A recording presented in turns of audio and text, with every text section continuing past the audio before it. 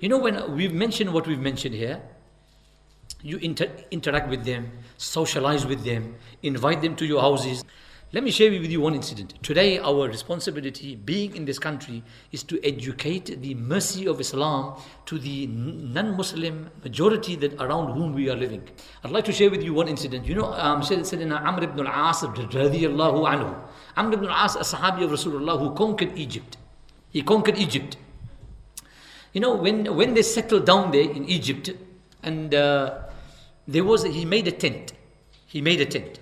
Now, when they were stationed there, obviously they stayed in the tent. When they were leaving, during the duration of time that they were stationed there, a bird had made a nest on the top of the tent. On the top of the tent, there was a nest made by a bird. Now, when he was about to leave, he realized, if I bring down the tent, I will be impacting and affecting a bird, because it's made a beautiful nest. What did he do? He left the tent there and he left the bird nest. Now, in the Arabic language, the word nest, bird nest, means fustat. The Arabic word is fustat. Today, in the southern part of Egypt, there is an area called Fustat.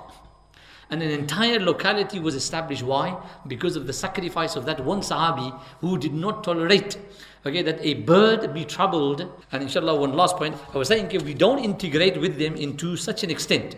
We will not integrate amongst them, we become like them. Example, in every aspect of our life, you become like the non-Muslim community around whom we are living. We don't become in that sense. I would just quote here, inshallah, you can have a look at Ma'arif al-Quran, in volume number 2, Ma'arif al-Quran, volume number 2, Surah Ali Imran, I think it's verse number 27. What Mufti Shafi Sahib Rahmatullahi has wrote, there are 4 stages of connecting yourself with non-Muslims. There are 4 different stages.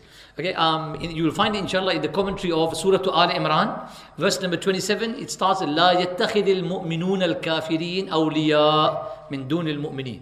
Let not the believing people take kafirs as their friends. Now, what does that mean? There are 4 different categories of friendship. One is called mualat, one is called muasat, one is called mudarat, and one is called muamalat. 3 are absolutely fine, you are allowed to do that. One is mualat, where it means you are having an allegiance with the non-Muslims in your heart. You become like them and you become a non-Muslim. Let me share with you. One Jamaat came from New Zealand. One Jamaat just came in our local masjid from New Zealand. And the brother was sharing one incident, and he said, Maulana, my sister just gave birth in New Zealand to a child. So when I went to visit that child, my nephew, I asked my sister, what is the name of your child? So she says, his name is Dean. D-E-A-N. Dean, obviously non-Muslim name. So he says, I asked her, why did you keep that name? He says, brother, you don't understand. You have to integrate within the community. If his name is Dean, he'll find it much more easier to get a job when he grows up. He'll find it very easy. Now, we do not integrate in that way where we become completely like them. This is called mu'alat, and we swear allegiance with them heart to heart.